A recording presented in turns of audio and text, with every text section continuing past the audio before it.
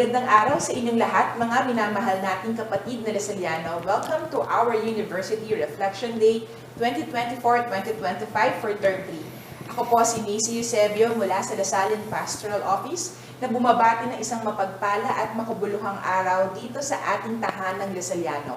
Pakibati naman po ang inyong mga kasama, kasali at kasalo sa Misyong Lasaliano, mga kapwa nating Lasaliano na bahagi ng isang mas malawak na pamilya.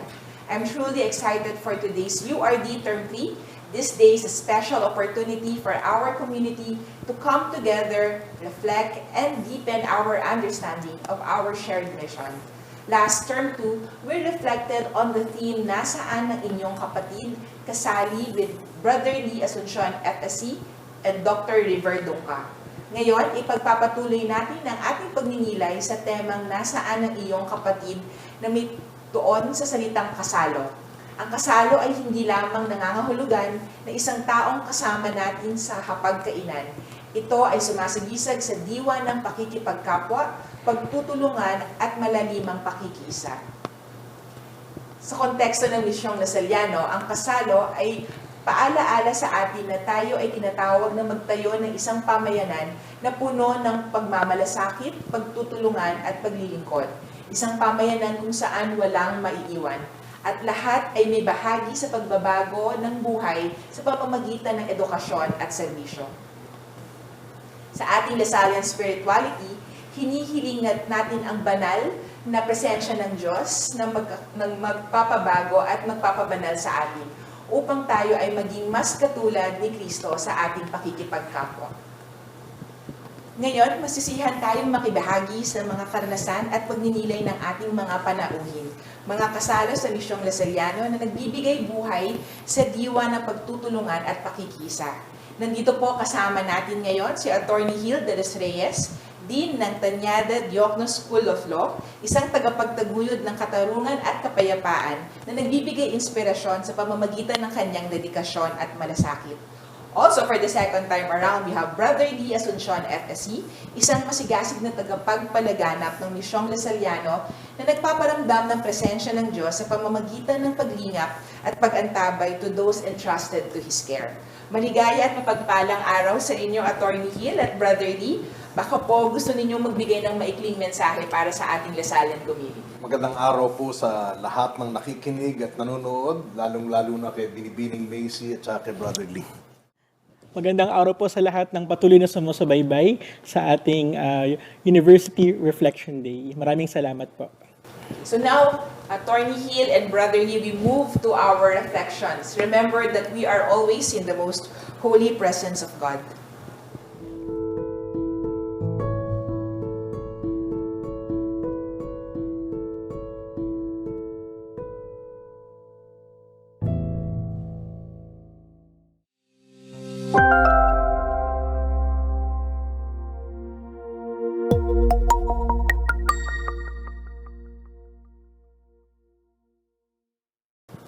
Siguro lalagay ko sa konteksto. No? We run the law school. We have a law school. We've had it for the past 14 years now. And part of the program that we have is a law office. So pag nag-aaral ka ng doktor, meron kang teaching hospital. Tulad sa atin sa De La Salle Health Sciences, meron tayong hospital doon. Ang law school natin, mula nang tinayo natin ng 2010, ganun din. Meron tayong law school, meron tayong law clinic o law office. Itong mga nakaraang buwan na ito ay nagpakita sa atin kung saan nagsama-sama ang lahat ng kasali kasalo sa ating pamantasan. Meron tayong guro na sila nag-supervise ng ating mga estudyante. Andiyan ang ating estudyante. At may ilang linggo na nakaraan, linggo even Sunday, kung saan nag-interview tayo ng maraming kliyente. At kung saan nakita natin ang pagpupunyagi ng lahat ng guro, 150 ang mag-aaral, pati na yung mga nag-overtime na dyers, mga gwardiya na dumating para subaybayan ang safety ng lahat ng tao. At sa dulo, nung natapos tong karanasan na to, pinag-uusapan namin na bihira kang makakita ng pagkakataon, lalo na sa law school, na makita mo na mula guro, mag-aaral, mga abogado, dyers, gwardiya, na tumatangkilik at nagkakalinga sa mga kliyente ng ating law clinic. At ito ay napakagandang halimbawa ng ating ginagawang paghuhubog, di lamang sa law school, kundi sa buong pamantasan, kung saan sinisigurado natin na habang tayo nag-aaral, habang tayo nagsasanay, habang tayo ay nagdadalubhasa, hindi natin hinihintay magtapos bago natin gamitin yung ating dunong at ating kaalaman. Ginagawa natin ito bilang isang komunidad, isang sambayanan, habang tayo ay nag-aaral pa. So, para sa akin, yun siguro yung pinakamatingkad na halimbawa ng magkakasalo sa pagpupunyagi. Thank you, Attorney Hill. Brother Lee? Sa akin naman, Miss Macy, yung experience ko sa magkakasalo, yung collaboration bilang isang guro ng Christian living, nararamdaman ko yan sa loob at labas ng classroom. No? Sa araw-araw na pakikisalamuha sa ating mga mag-aaral, katuwang ang ating mga Lasallian partners. No? Malaking bagay na magkaisa upang maihatid sa mga mag-aaral ang mga impormasyon na kanilang kailangang matutunan. Gayun din, dahil ako'y nagtuturo sa senior high school, nung first term, naranasan kong maging isang service learning mentor. Yan din, no? Lumalabas tayo sa komunidad at tumutulong kasama sa katuwang ang ating mga partner communities. So, pagtutulong-tulong to hindi lamang ng mga guro, ngunit pati na rin ang mga mag-aaral at ang mga representative ng ating partner communities. So I think, no, attorney and brother, from your stories, no, we're hearing that we are also giving opportunities for our students to feel that they are part of a bigger community through the service learning subjects, and also, attorney, the name of the program is... Well, we have a clinical legal education program. So, just like doctors in training, our young law students are thrown into the thick of practice while they are still students. Yeah. And then, of course, we have a lot of reflection on what happens. And that to me was something that, really brought the community together, because after that experience, we had to process what the students went through. And you had to ask them what was going on in your mind when you were talking to your clients, when you were talking to the most vulnerable. We talk about, palagi natin sinasabi laylayan, palagi natin sinasabi most vulnerable. Pero doon sa pagkakataon na yon, na nagtatagpo yung mga kliyente ng law office at saka yung mga law student, doon may pangalan, may muka, may amoy, may tunay na taong kaharap yung ating mga mag-aaral.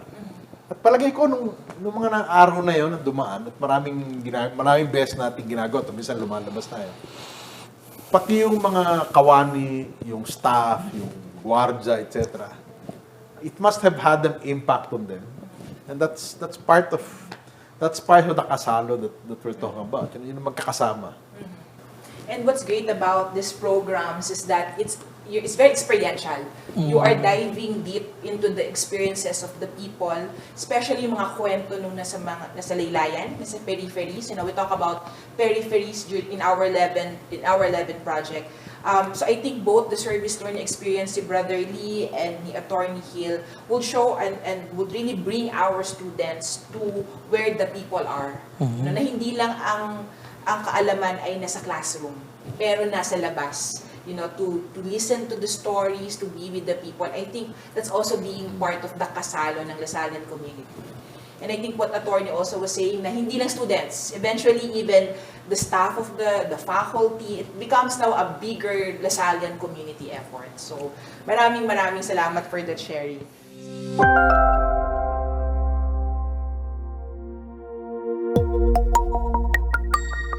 I would say that one of those moments is during the Pride March that we have in June. So when I help organize as one of the advisors of the PRISM, and also I join the actual march, I feel very much connected to the community.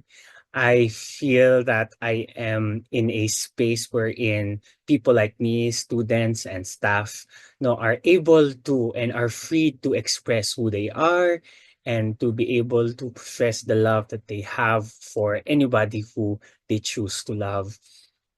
I think that's a very, very important thing to feel in the community. that you are not discriminated, that there's a space for you, that people within and outside the margins cheer you on.